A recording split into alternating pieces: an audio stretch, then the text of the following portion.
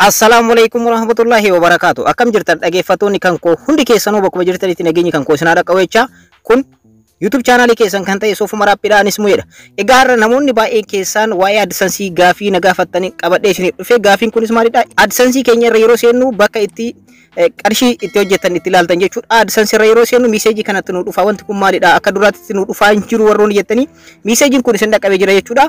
So wanta kana akkamitti sirreeffachuu akka dandeessan isinitti agarsiisa. Akkuma iskiriinii irratti argartan bifa kanaan namoonni baay'een na gaafatanii jirtanii AdSense egaa seera haarawaa baasee jira. Seera kana salphumatti akkamitti sirreeffachuu akka dandeessan isinitti agarsiisa jechuudha. Namoonni monetization taatan hunda keessaniyyuu imeeliin kun isin dhaqqabeera jira jedhee yaada. Imeeliin kun akkuma isin dhaqqabeen jechuudha. Dhaggeeffattoota gaggoo wanta nama isinitti agarsiisuudhaaf deemu kana sirreeffachuudhaan salphumatti seera haarawaa AdSense baase kana waliigaltee uumuudhaan AdSense keessan sirreeffachuu ni dandeessanii. Akkamitti akka sirreeffatan amma isinitti agarsiisa. Nafaana turaa.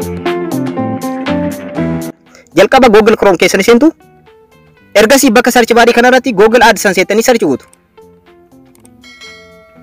Attaansuudhaan yeroo hundayyuu tuqaa sadii kana tuquudhaan dhaggeeffattoota kan koo desktop saayitiin keessan ifuu ni mirkaneessitan jechuudha. Desktop saayitiin kun ifuu ni mirkaneessitanii ergasii immoo Google AdSense ka jedhu kana keessa seentan. Google AdSense jedhu kana keessa seentanii egaa dhaggeeffattoota kan koo Google AdSense keessa yeroo seentan seerri haarofni AdSense baase haala kanaan isin dhufa jechuudha. Dhaggeeffattoota kan koo dear publisher jedhee haala kanaan seerri haarawa AdSense create godhe yookaan baase isiniif dhufa jechuudha.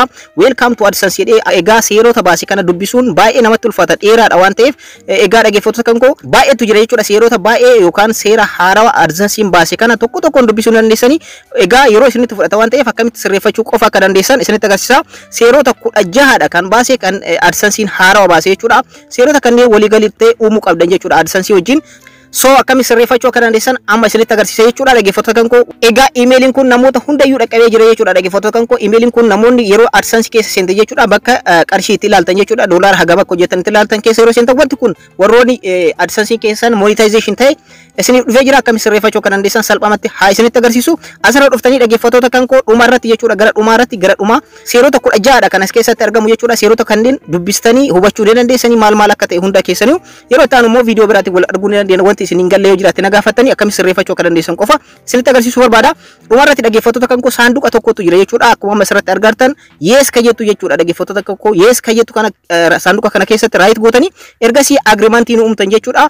Ergasii immoo continue to AdSense ka jedhu kana kilik gootan jechuudha. Dhaggeeffattoota kan koo seera haarawa AdSense baase kun waliigaltee uumuudhaaf continue to AdSense ka jedhu saanduqa kana raayit erga itti gootanii booda continue to AdSense ka jedhu kanarratti kilik gootan. Egaa bifa kanaan dhaggeeffattoota kan koo gara AdSense keessaniitti bifa haarawaan isin seensisaa. Haala kanaan dhaggeeffattoota kan koo seera haarawa AdSense baase kana waliigaltee uumuu ni dandeessanii. Seera kanas illee haala kanaan sirreeffachuu ni dandeessanii. Baay'ee tokko salphaadha waliigaltee uumuudha jechuudha. Seera haarawa AdSense baase kana nama hundayyuu dhaqqabee jira imeelii isaa irratti yookaan AdSense isaa irratti jechuudha. Wanta kana haala kanaan sirreeffachuu ni dandeessan salphumatti jechuudha dhaggeeffattoota kan koo. Egaa seerri kun kan update ta'e warroota monetization ta'eedha jechuudha. YouTube channelin keessan monetization ta'eef haala kanaan seerri kun dhiyaatee jira. Hundi keessanuu sirreeffachuudhaan haala kanaan itti fayyadamaa isiniin jedha. Yeroo biraa viidiyoo biraatiin walitti deebina. Warroonni YouTube channelii kanaaf haaraa taatan immoo subscribe gochuun dagatinaa. Akkanumallee namootaaf share like share gochuun dagatinaadha. Yeroo biraa viidiyoo biraatiin walitti deebina. Horaa bulaa.